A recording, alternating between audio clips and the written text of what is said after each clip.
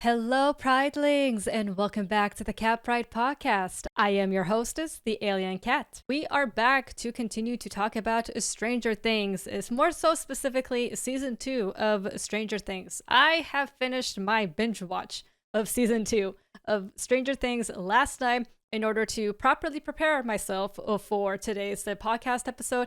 And I'm also very glad that I am rewatching the series because I remembered a lot of things, but I forgot a lot of the smaller details that I think will probably also help me remember things when I watch season 5 for the first time as well. So for today's episode, I will be discussing season 2 and also sharing the notes that I took. I mean, look, I took notes for every episode, and it's just pages upon pages of notes. I took a lot of notes.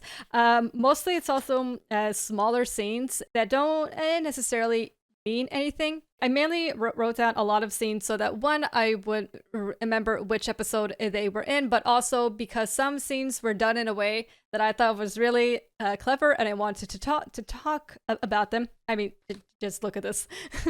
This whole page is just the episode 5. I have some episodes that are just full pages, and yeah, these are the last 2 episodes as well. Just notes upon notes upon notes. And once we are done talking about season 2 of Stranger Things, we are going to wrap up the video with a bit of trivia, because I thought that that would be a fun thing to do. I was debating if I should do a trivia also for season 1 of Stranger Things, and I just might. I know that I have some ready for season 2, because I thought that it would be a fun thing to do.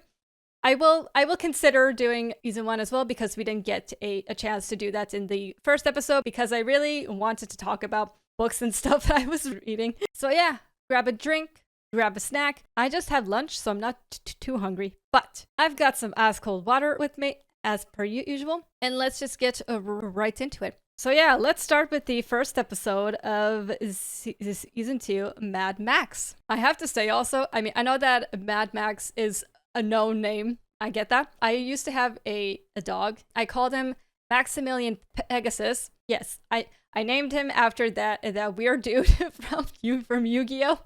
Because I just loved the name, honestly. And Pegasus was an interesting dude. So anyway, our nickname for him was obviously Max, but also Mad Max, because he was bad. So yeah. So fun fact there. Here we get the first introduction to Kali and her powers. That is basically how we open the show, with Kali, who is also known as 8 from Hawkins' lab. And I have to say, I will touch up on this. I kind of wish we got just a little bit more of Kali. And it, on the one hand, I get why we didn't see more of her in, say, the other seasons and stuff. I get it. I mean, she played her part that she needed to for Elle in the plot. I get that. But on the one hand, I feel like they could have done more, but also I don't really know how much more they could have done, honestly. I mean, they have a whole episode that was episode 8 or 7, actually. Let me see. Hold on. I wrote this down, so hold on. It was probably episode 7, actually. Yep. They have a whole episode on them, which we will get into. So on the one hand, it's like, how much more could they have done? But I don't know. I just felt like there could have been more. I don't know. So anyway, I also love how there's like talk of Russian spies. Murray thinks that something weird is happening, and he is right. He is hired by Barbara's family to investigate and to try to find her. And when you think about it also, the fact, like, I feel like that was a seed that they planted for season 3. I mean, on the one hand, it makes complete sense why you would have that trope of the Russian spy thing, even though we know that the Russians didn't have anything to do with this. We also get a glimpse of the Russians also in season 1, where we see 11 trying to listen to this, I think he was a Russian general or something. I don't remember his rank. I just know that he has one. So anyway, so on the one hand, it makes sense that there would be talk about Russian spies and all of that stuff. It makes sense. But I also think it is to plant these seeds for season 3, which I can't wait to rewatch also. If I recall, I do think that I enjoyed season 3, but I don't think it was as good as the first two. I will let you guys know when I watch is season 3. Let's see. Oh yeah, that was the scene when Murray comes into the chief's, well, not office, but the police station. Hopper, he has to play dumb because he signed the 1,000 documents that Joyce mentioned in one of the later episodes. That they were not allowed to say anything and blah, blah, blah, blah, to keep everyone safe, blah, blah, blah, blah, blah. Yep. Which makes complete sense that they would have to keep quiet about everything because, obviously. Oh, yeah. The pumpkins. Oh, yeah. I wrote a thing, bad pumpkins. I just thought of this now. I'm pretty sure there are lots of other fields in Hawkins, and yet it seems that only the pumpkin fields plus the woods that are near the pumpkin fields were hit, but I don't see any other fields that were hit by those vines that what was it called? The Flayer? Something Flayer. Mind Flayer, I think it was called. Hold on, there was a name of an episode for it. Yeah, the Mind Flayer thing. So it could be a coincidence, right? It could be that is Hawkins' thing, is that they have fields of pumpkins, and it was also close to Halloween as well. So I don't know if maybe that's why they planted seeds for pumpkins, because it was near Halloween. Maybe that's actually why they have pumpkins. But you would still think that you have other fields, and they weren't obviously hit, at least, or as obviously hit. Coincidence, I guess? I don't know. And here we also find out that Will is being called Zombie Boy, which sucks because of the story they had to fabricate and everything. I mean, obviously, I get it that the company was so sure that he was dead. One, because they knew that the place itself it's dangerous as fuck, so it's like, okay, there's no way that he is alive. But also, the other reason why they had to cover up his death was so that people would stop asking questions, which obviously it did not work, thanks to Joyce, who I love Joyce. I really do. She's great. Oh yeah, and here we are introduced to Doc Owens. I was very sus of him at first. I still am, but he's definitely a morally gray type of a character. You do see that he cares. He's just working for a really dangerous and crappy company that is trying to really hide a dangerous thing. And I get it, right? I get it. And we will get into more of that as we, continue anyway. So, yeah. Also, here we also see that Ustin has some new teeth. We see this throughout the season.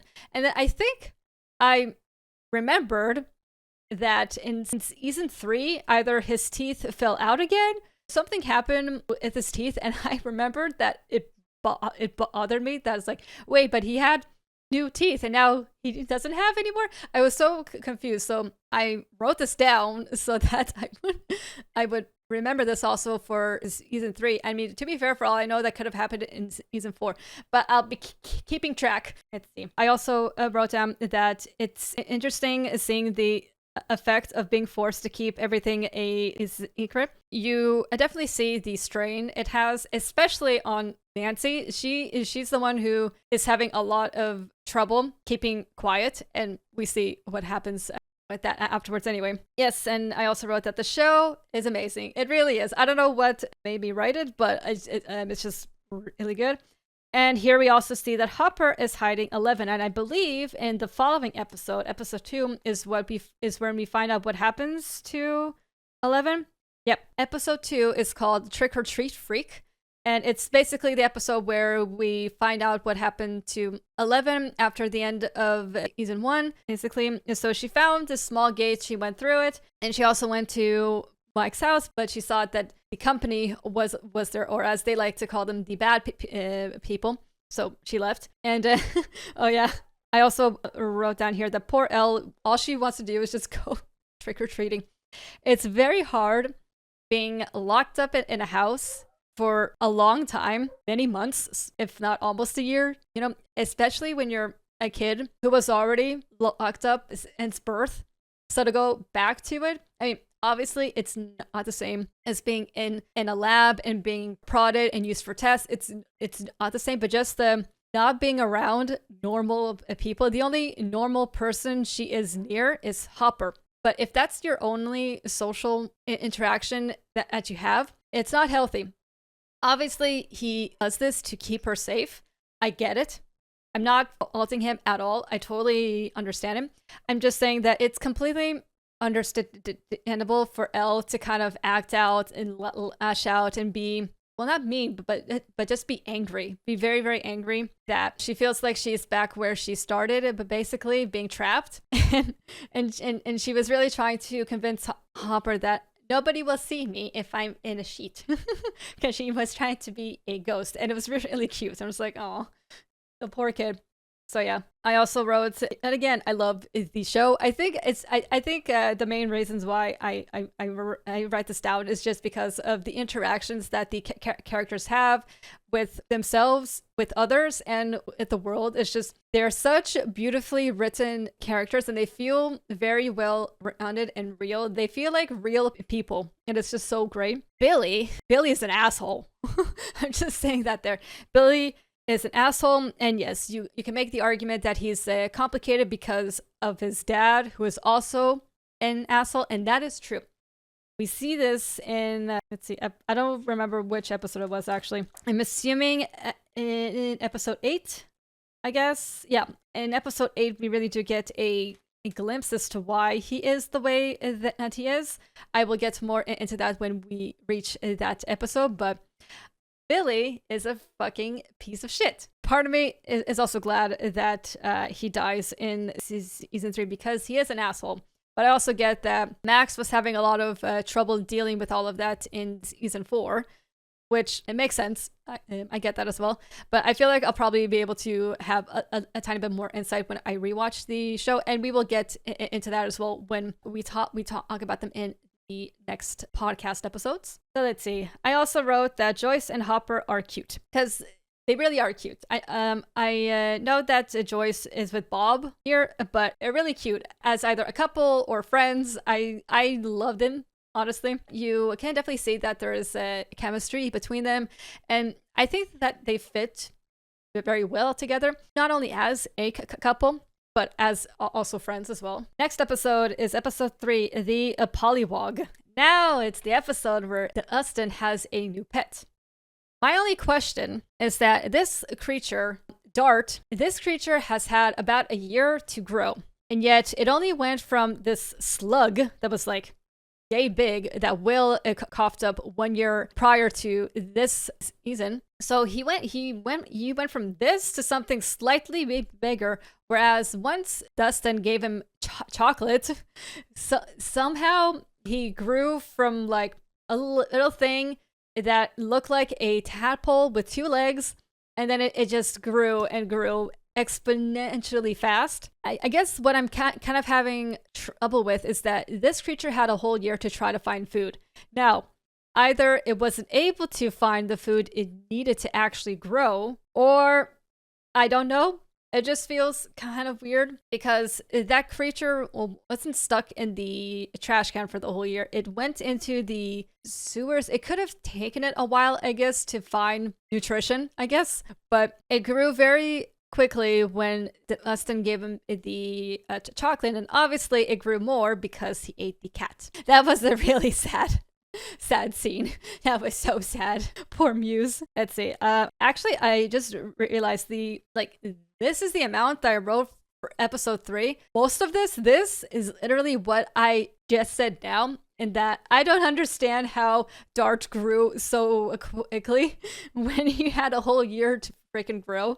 But yeah, in this episode, we also have a moment between Bob and Will where Bob tries to connect with Will more and says that he understands what it's like to be bullied and to be scared, or just in general to be scared of things and to have them really haunt you and affect you. Because here is the thing, when it comes to what Bob said, the advice itself, it's pretty sound on its own, but then we find out that it was the wrong advice to give him. It was the worst advice to give him.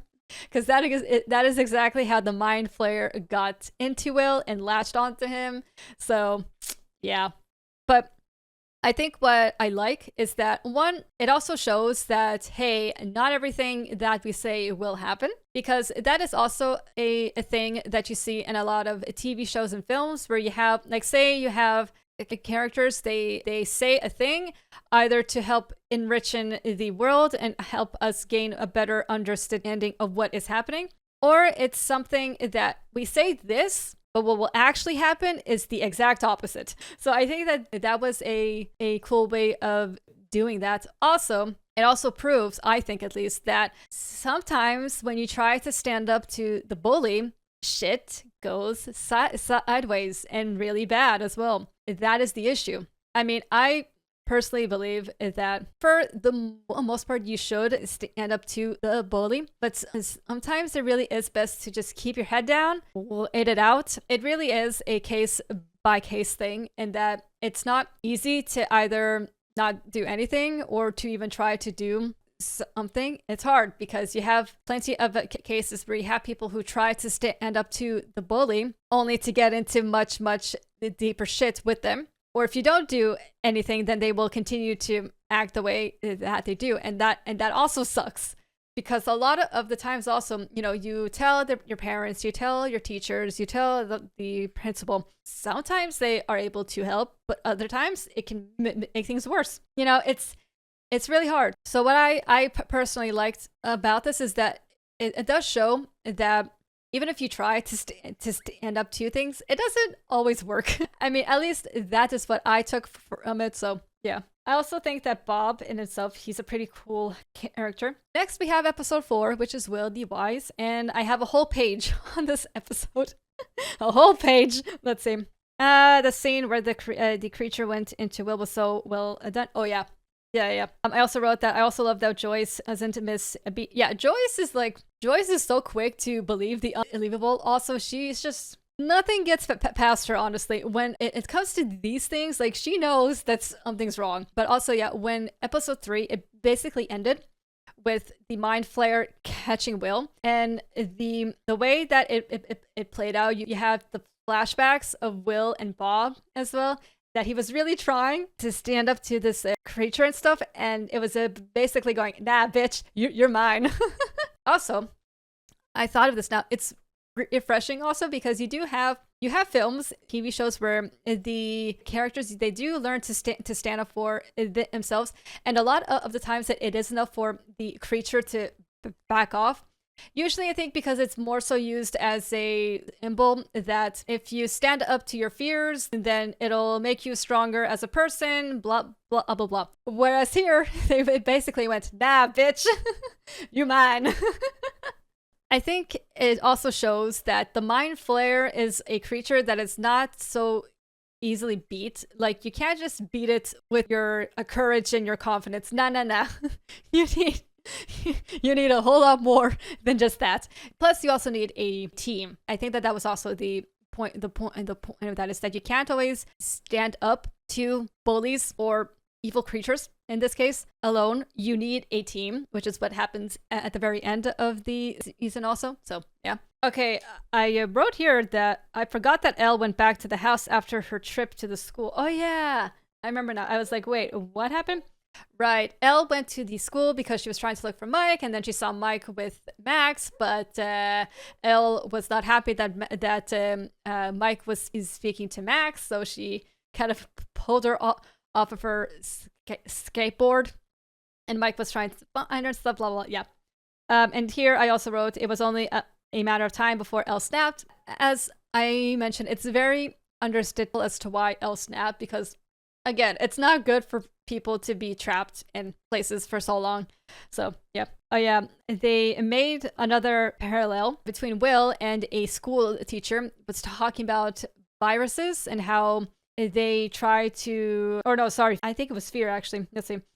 Showing the parallel between what the teacher was saying about fear and what Will's been feeling when he goes near the warm bath. And also Will saying he likes it cold. That is creepy, and it's really cool as well. But anyway, the point is that the teacher was basically going over the symptoms of fear.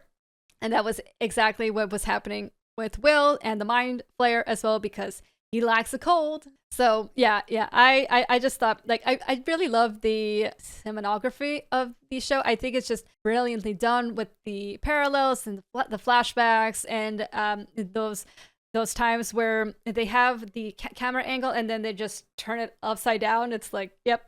Let's see. I also wrote, the scene with Billy and Steve and the other dude in the shower was weird, not because of the conversation that they were having, but because the showers themselves were very weird. You have 3 shower heads for one pole, I guess, and it's like you're forcing teenage boys to look at each other when they bathe. It was so weird. Very weird scene.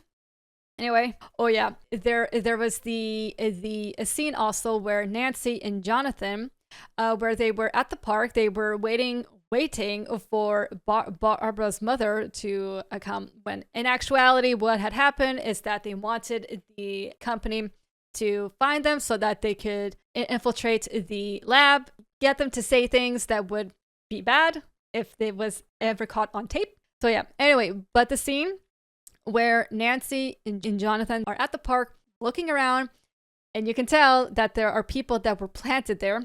And then you have this group of kids playing duck, duck, duck. And it's like each time they say duck, you go back and forth between the game, what Nancy and Jonathan were saying. And then when the kid finally says goose, that is when they say it's time to go.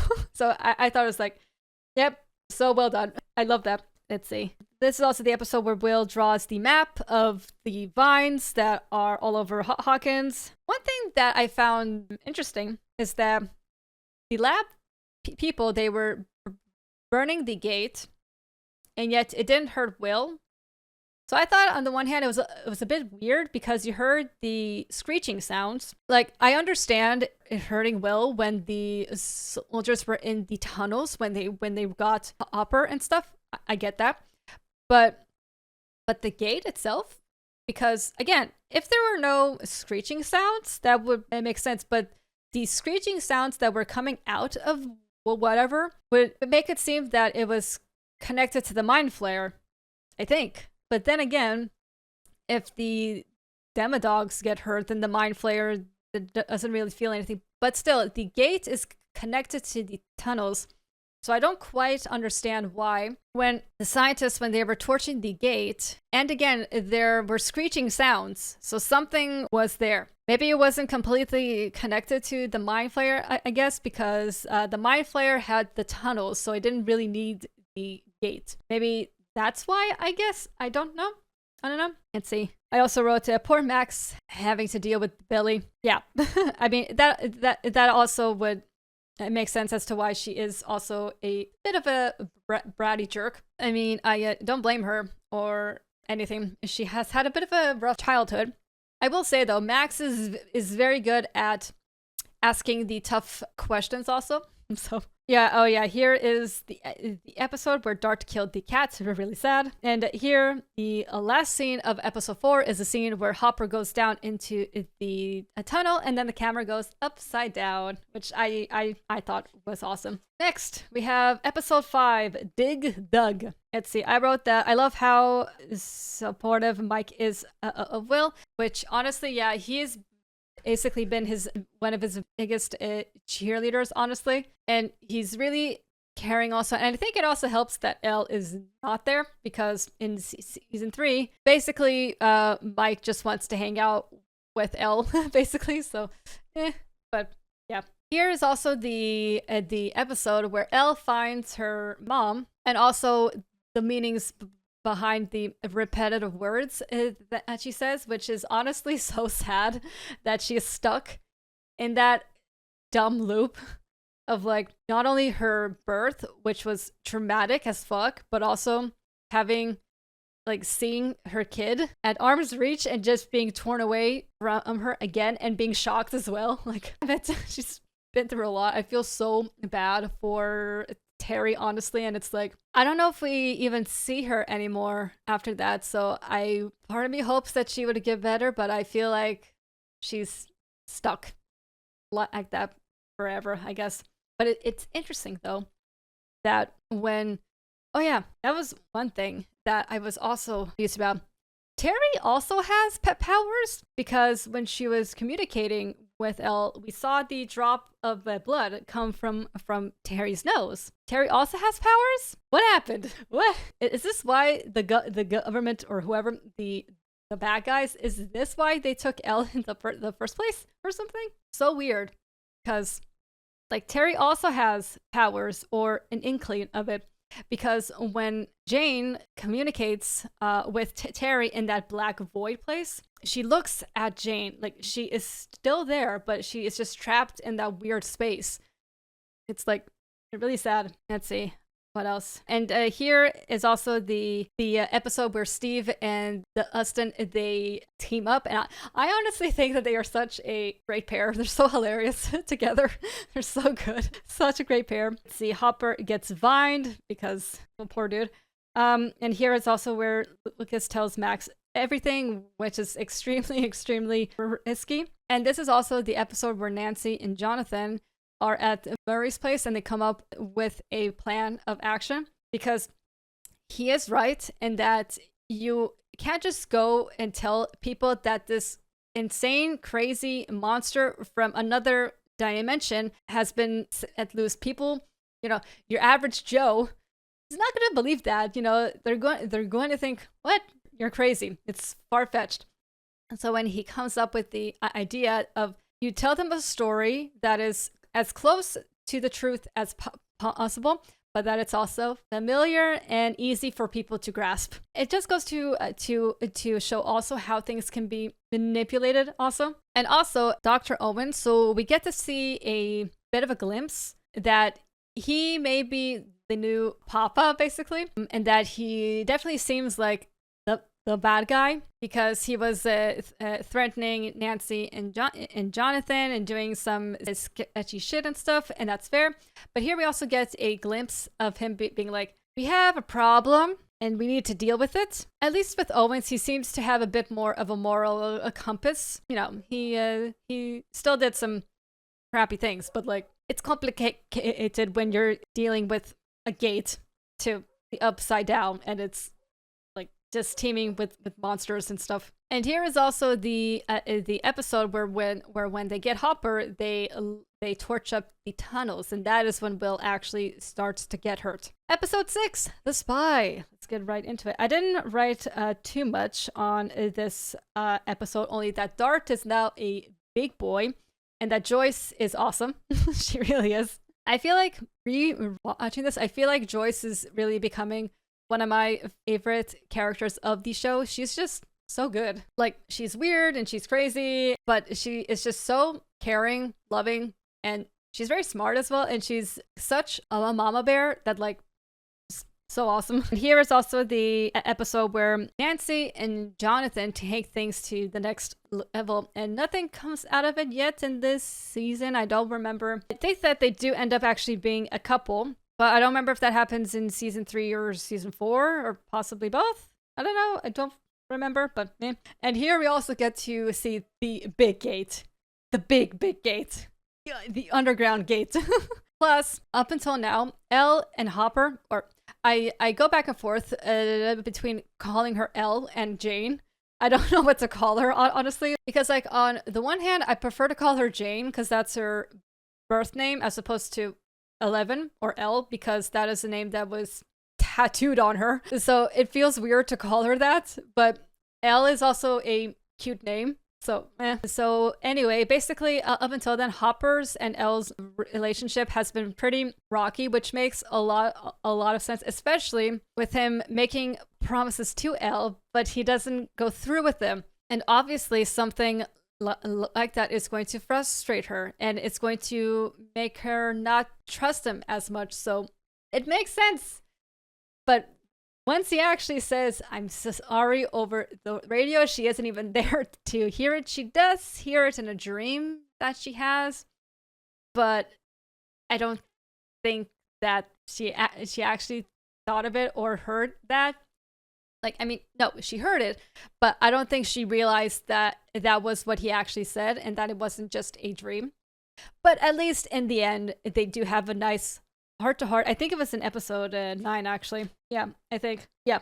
I will get to that, actually, because I have a few things that I would like to say on that. But anyway, like I also said, we start to see more and more of Owen's like actually caring and stuff, so that is always good. It definitely also shows that he is a pretty complex character. That on the one hand, he has a job that he needs to do to protect himself, the company, and the people of Hawkins, and also to keep the secret safe from the Russians. But he also cares about Will, that there is a line that he doesn't want to cross.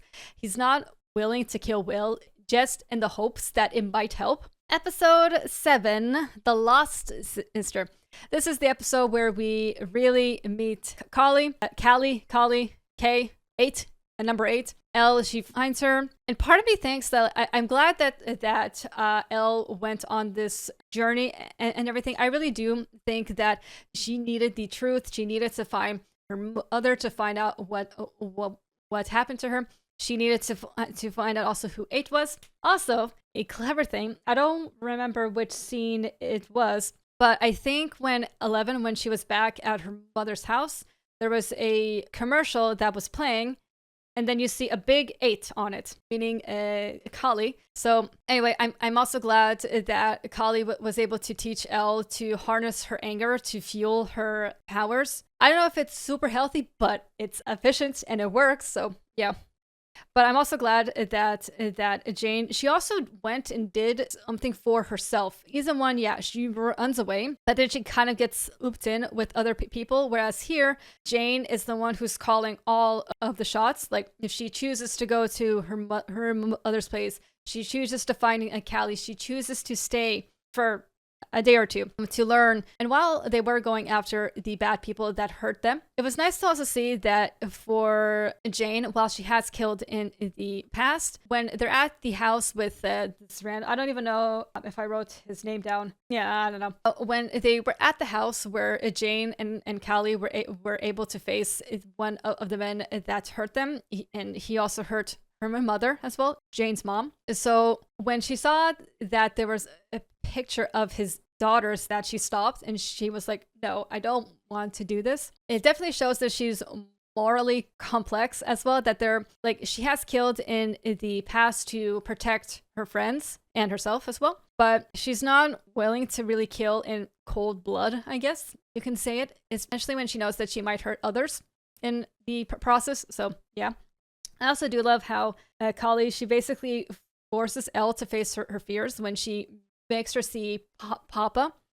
So at the end of the day, I know that 8 is complicated, right? She has her own issues. She has built her own life. They do their own thing, and that's great and all. But it's not for Jane. She knows that. She makes a choice to go back to her friends. I think also because she has learned all she needed from this whole thing. I do still wish that we would have seen more, mainly because we don't see her at all afterwards, which I guess it's fine. Like, it's when and done. There is no need to really milk it more, I guess. So yeah. Next, we have episode 8, The Mind Flayer. But basically what happens here is that we get to see a bit more of an insight as to why Billy is the way that he is, because his dad is an asshat, is a complete asshole, is an son of a bitch, and you can really see the fear in Billy's eyes when his dad is mad at him.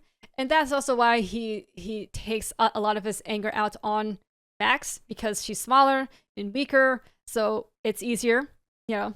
So yeah. Also, this is the episode where Nancy and Jonathan, they group up with Steve and everyone else, and I always love it when the whole group comes together with everything that they learned, and it's just so much fun. And also Bob, poor Bob, that is the episode where he gets eaten by the Emma dogs, and it's so sad because he tried so hard.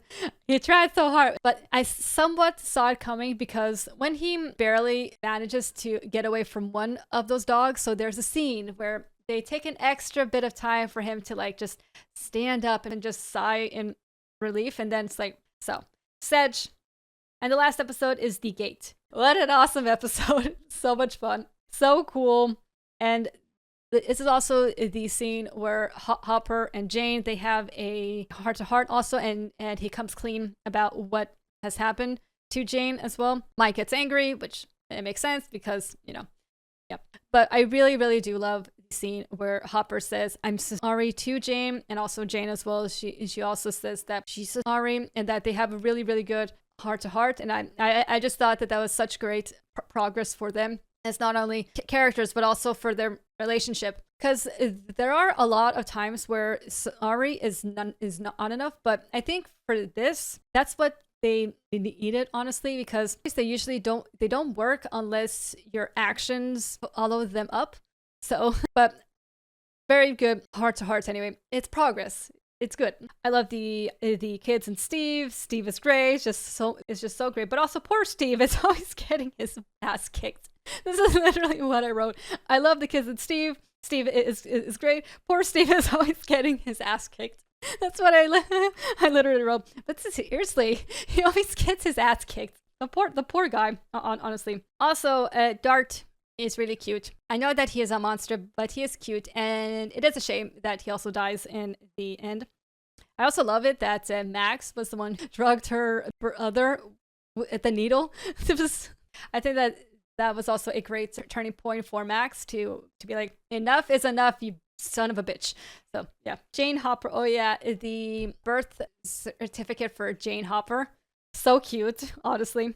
Dustin's mom got a new cat, a beautiful Siamese cat, I think, even though that one looked up here, but a new baby. Oh yeah, I also love how during the snowball dance thing that Dustin was trying so hard to ask girls to dance, and it's so sad to see him getting more and more sad that getting them was like, oh no, Dustin. He's so sweet as well. So I also love that Nancy asked him to dance to kind of to cheer him up as well. I thought that was nice. And also the ending scene of, you see the school, and then it goes upside down, and then you see the upside down and the mind flare as well. So that was obviously a hint that there's gonna be another one. And so yeah, I really, really do love season 2. I don't know if it's like as good as the first one, but it's really good. I think when it comes to the continuation of the show, it really holds up because it's very good. Well done. The music is great. The characters are great. It's just so good. It's so good. I mean, the first season anyway was a banger, so it's very hard to top that. I don't feel like they needed to top it anyway. They just did a very good job at just having it as awesome as it is. So yeah. So yeah, that is basically my final verdict. It was so fun to just ramble about the show anyway, because I do love it. I think it's great. The characters are complex. They feel so real as well. And it's just so much fun. So much fun. And now we are going to do a tiny bit of trivia. We will start with season 2 trivia. And I am not allowed to look at my notes because I'm sure that they will have information and stuff on it. So this goes here. Closed. Not allowed to touch it. So yeah, let me just get one ready. All right, so this one here is called the Ultimate Stranger Things Season 2 Quiz. All right, let's play it. All right. In what year does... Okay, I also love how it's a Stranger Things Season 2 quiz, and yet this picture here is from Season 3. Oh, well. Okay, in what year does Stranger Things is Season 2 take place? 1983, 1984, 1986, or 1987? Shit, I don't remember. I'm gonna guess 84. I don't know if I was right or not. It just took me to the next one. Okay. And again, this is a picture from season 1. Guys, whatever. Okay. What did the boys dress up as for Halloween? Ghostbusters! Yep. Here the options are the Golden Girls, the Justice League, which would fit them actually, Ghostbusters, or the Flintstones. Ghostbusters. Okay, next. Okay, at least this picture is actually from season 3, season 2. Anyway, who said the following? His face opened up and ate my cat. I'm pretty sure that was Dustin because it's my cat. So it's either Will, Lucas, Mike, or Dustin. The answer is Dustin. Another one from season 2. Okay. Who suffers from memory loss in episode 6? Mike, 11, Lucas, or Will? Technically, it's Will. But okay. They have a picture of Bob, okay, and then they ask, "Who is this season 2 character?" And the names are Boop. sorry, Bob. Anyway, the names are Bob Newquay. I think the reason why I said Boob is because I had Bob in my head, but then I was reading the surname, so it's like Boob. Anyway, Bob Newquay, no. Bob Newby, Bob Newhart, or Bob Newbury, and his name is Bob Newby. Okay, what was the name of the school dance? The Monsters Ball, the Snowball. I literally also just said what the name of the dance was. The Enchanted Under the Sea. The Enchantment Under the Sea dance, or Green and Groovy. The answer is the Snowball. Okay, next. Season. Okay, so we have a picture of Billy here, just in case you're listening to the trivia. Season 2 introduced us to this guy. What is his name? Billy. Yeah. Billy, Willie, Tilly, or Daffodilly? Daffodilly? Wow, okay. Anyway. Oh, this is a good one. Okay, what is Dustin's turtle called? Yentl, Yertle, Yannick, or Raphael? I think it was Yertle. He's added once. Who was the new girl at school that we meet in the first episode of season 2? Let's see. Maxine Max Mayfield, Maxine Max Manzukis, Mabel Maybelline, Maggie Max Magenta. What? Okay, so it's okay, now here is the issue. I don't remember her last name. I think it's Mayfield. I'm not sure. Like, I know it's either 1 or 2. And I think it's Mayfield. I don't know. We'll find out, I guess. And finally, season 2 of Stranger Things comprises how many episodes? I just said here. Okay. 7, 8, 9, or 10? 9 episodes. Unlike season 1, which comprised of 8 episodes. 10 out of 10! Yay! I was right. Her last name is Mayfield. I think that was the only question I wasn't sure about. So yeah. I want to do one more. I actually have one for BuzzFeed. All right, we got 10 questions. Let's do it. What board game do Will, Mike, Dustin, and Lucas play in season 1? D&D, Cluedo, Risk, or Dragon Slayer? D&D. Correct. Yes. Okay, next. What's the name of the ice cream shop where Steve and Robin work? This is not season 1. What? This is from season 3. Oh, shit.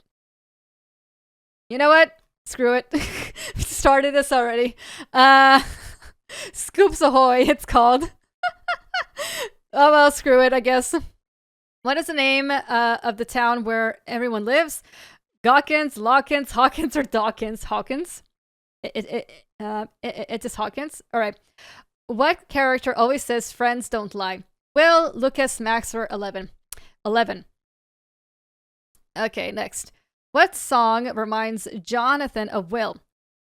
Valerie by Amy Winehouse, Jump by Van Halen, Should I Stay or Should I Go by The Clash, or Heroes by Peter Gabriel? I'm going to guess The Clash one because that's the song that he plays for him. Which is fair enough. Okay. What messages does Joyce spell out in the Christmas lights? Season 3, I think. Shit. Okay, whatever. Right here and run. Oh, wait, no. That's season 1. I think that was actually, let's see. I'm here and I love you. No. Go away and get out. No. Get out and run. Right here and run. This was from season 1. But hold on. What messages is the wording is a little bit weird, but oh well. Okay. Who went missing while Nancy and Steve were inside of his house? Bob, Hooper, Barb, or Karen? Barb. Poor Barb. Okay, what is the name of Lucas's sister? Erica, Rose, Adela, or Sky? Sky. Erica. Her name is Erica. Where did Max and Billy live before Hawkins? Arizona, Washington, New York, or California? California. And finally, which food does Evelyn love eating? Eggos, pancakes, ice cream, or bagels? Eggos! She loves Eggos. Yay! I did it. It wasn't a season 1 that I wanted, but it's close enough, I think. Alrighty, and that wraps up our podcast episode. I had, once again, a great time yapping about Stranger Things. I really do think it's such an amazing show, and I cannot wait for season 5. It was also really fun to do the trivia quizzes and stuff. I will be doing more of them as we continue to watch Stranger Things. If you enjoyed today's episode, please give it a thumbs up. And don't forget to subscribe to my channel for more videos every week. Let me know in the comments what are your thoughts about season 2 of Stranger Things and also about the show itself. If you would like to also see a full-length movie and TV show reactions, come and join the Patreon. And speaking of the Patreon, thank you all so much to my lovely patrons for supporting the channel. I appreciate it so much, and thank you to all of you guys here on YouTube as well for all of the likes and the comments and for watching the videos as well. I appreciate it so much. I hope you all have a wonderful rest of your day. Until next time.